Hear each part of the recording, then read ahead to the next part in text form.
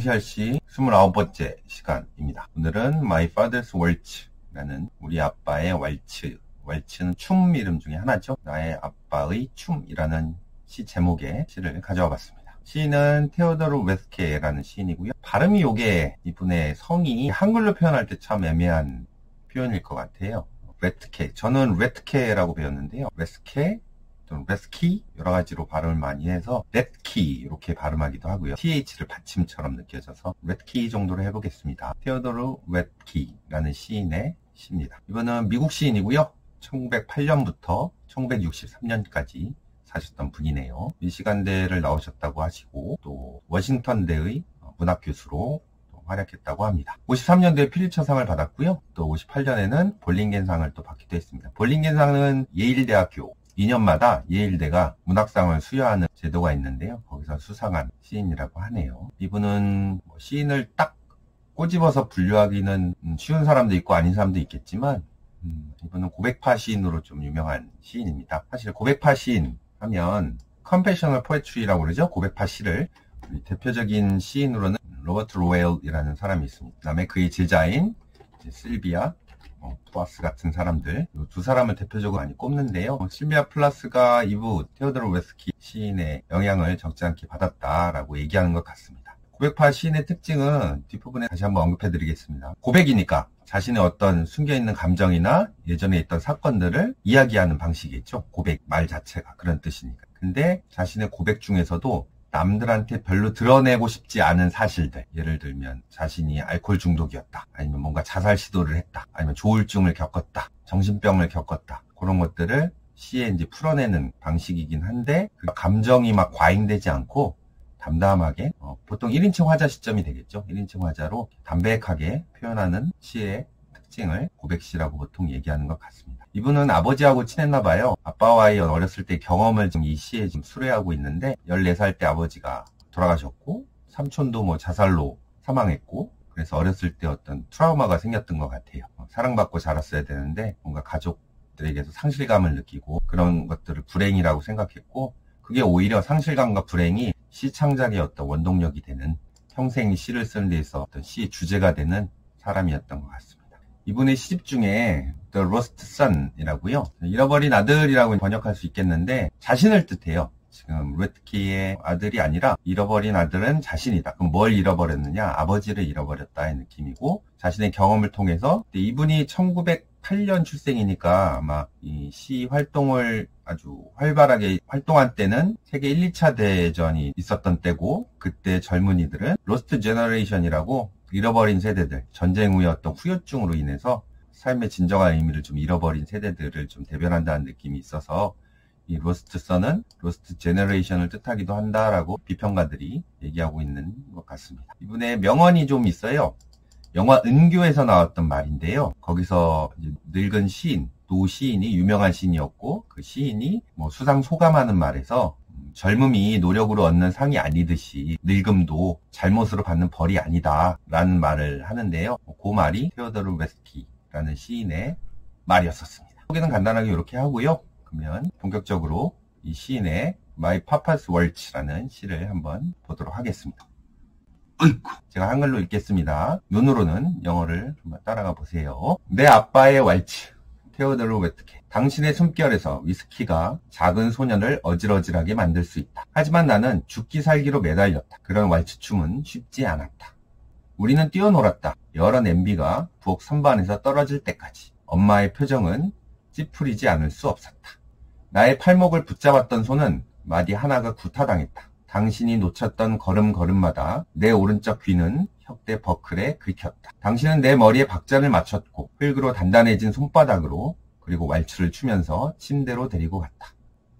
당신의 셔츠에 아직 매달린 나를. 어떠신가요? 어떤 사건을 얘기하는 것 같죠? 그죠? 당신이라는 존재가 나오고 유라는 존재가 나오고 따인 아이가 나오고요. 마이 파파라고 부르는 아이의 시적 화자인 거죠. 그죠? 당신이 위스키에 취한 모습인데 같이 왈츠를 추고 있었고 그때 마치 엄마가 어떠한 상황을 얘기하고 있고 혁대 버클의 귀가 긁혔고 유라는 사람의 손은 손가락 마디 하나가 다친 상황이고 그다음에 자신을 왈츠를 추면서 침대로 가까이 데리고 갔다라는 내용을 담고 있습니다. 4행짜리 4연의 시입니다. 그렇죠? 구체적으로 한 년 한 년씩 살펴보면서 어떤 내용인지 한번 추적해 봅시다.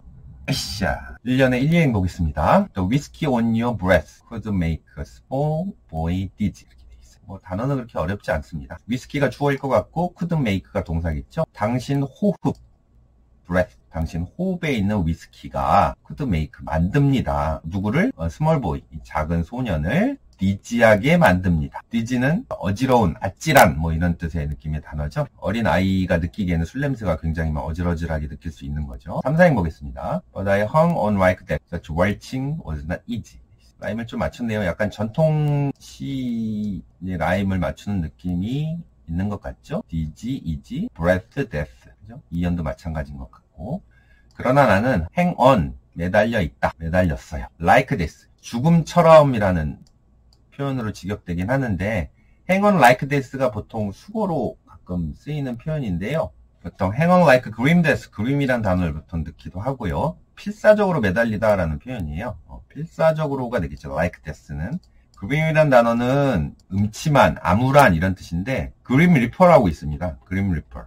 죽음의 신을 뜻하는 단어 중에 하나인데요. 해골의 모습이고 뭔가 망토를 이렇게 쓰고 낫 들고 있는 큰 낫을 들고 있어서 괴기하고 무서운 이미지로 그려지는 죽음의 신을 그림 리퍼라고 하거든요.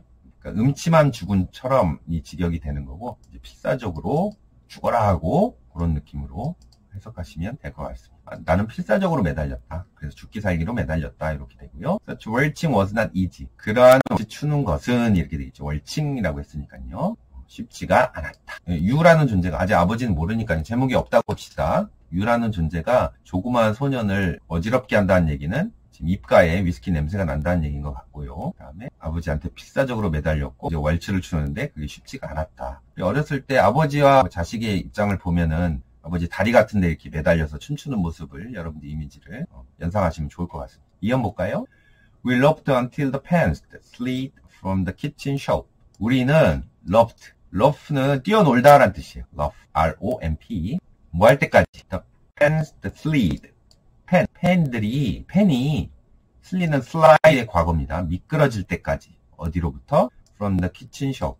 부엌 선반으로부터 여러 팬이 미끄러질 때까지 우리는 놀았다. 우리라 하면 I와 U죠. 그죠? 아버지와 나는, 아빠와 나는 그렇게 춤추며 놀았다. 그래서 팬은 제가 팬들이라고 하려다가 팬들을 하면 어떤 뭐 연예인이나 가수를 좋아하는 그 팬, F-A-N, 팬이랑 헷갈릴 수 있어서 그냥 냄비라고 했습니다. 넓적한 냄비가 되겠죠? 팬은. 그런 식기류가 부엌 선반으로부터 미끄러질 때까지. 이렇게 쿵쿵쿵 치면서 술에 취했으니까 그런 식기류를 많이 떨어뜨렸다는 느낌이겠죠? 3생 볼까요? My mother's countenance could not unfrown itself. 우리 엄마의 countenance는 could, 다음에 unfrown이 동사일 것 같아요. 그죠? unfrown 할 수 없었다. 그 자체로. countenance는 얼굴이에요, 얼굴. countenance 또는 얼굴에 있는 표정을 뜻하고요. 시어에서 가끔씩 나옵니다. countenance란 단어. 또 그 셰익스피어 제가 소넷 에서 본 기억이 나는데요. complexion이라는 단어가 있거든요. complex는 복잡한이라는 뜻이잖아요. complexion 하면 복잡한이랑 전혀 상관없는 단어예요. 얼굴빛, 안색이라는 뜻입니다. 약간 뉘앙스가 비슷해서 또 C로 공교롭게도 시작해서 시어에 나오니까 기억했으면 좋겠습니다. 우리 엄마의 표정은, 얼굴은 unfrown 할 수 없었다. 이렇게 되네요. frown에 on이 붙는 단어고요. frown 하면 얼굴을 찡그리다, 찌푸리다 라는 뜻이에요. 안 일그러지지 않을 수 없었다. 이렇게 되죠. 그러니까 결국 낫이 두 개 있으니까 얼굴이 찌푸러질 수밖에 없었다. 결국 frown 했다 라는 뜻이 되는 거죠. 그죠? unfrown 할 수 없었다는 얘기는 엄마의 입장에서는 아버지가 술 취하고 또 아이가 다칠까봐 또 술 취한 남편이 들어오니까 그것 때문에 얼굴을 찌푸릴 수밖에 없는 상황을 묘사하고 있습니다. 3년 볼까요? The hand that held my wrist was battered on one knuckle. 자, 때부터 wrist가 앞에 있는 핸들을 꾸며주죠. 손이 was battered, batter 하면 때리지다라는 뜻이죠. 손이 한 대 맞았네요. 현재 구문은 이렇게 돼요. 근데 그 손은 어떠냐면 내 손을 붙잡은, 내 팔목을 붙잡았던 손은 한 대 맞았다. 어디에? one knuckle. knuckle 하면 손가락, 마디, 관절을 뜻해요. 손가락, 마디, 맞았다. 그냥 마디 하나가 한 대 맞았다라고 표현하려다가 맞았다가 옳다라는 뜻도 있어서 그냥 구타당했다라고 약간 과하게 좀 해석한 느낌이 있습니다. 그냥 마디 하나가 부딪혔다. 이 정도로 보면 될 것 같고요. 이것도 부딪혀서 부대껴서 지금 술 취한 아버지의 손이 어디에 부딪힌 느낌을 표현한 것 같고요. 3, 4행 보면 At every step you missed, my right ear scrape a buckle. You missed가 앞에 있는 스텝을 꾸며주는 것 같고요. 당신이 미스한 모든 스텝에서 이렇게 됐네요. 미스는 그리워하다보다는 놓치다가 좋을 것 같죠? 비틀비틀하니까 당신이 놓친 모든 스텝에서 내 오른쪽 귀는 scrape 하면 긁다, 긁히다 라는 뜻이죠. 긁혔다. 어디에? 버클은 이제 혁대를 채우는 조임쇠잖아요. 혁대 버클에 긁혔다. 비틀비틀 되면서 이 귀가 그 버클에 닿았던 느낌을 표현한 것 같죠.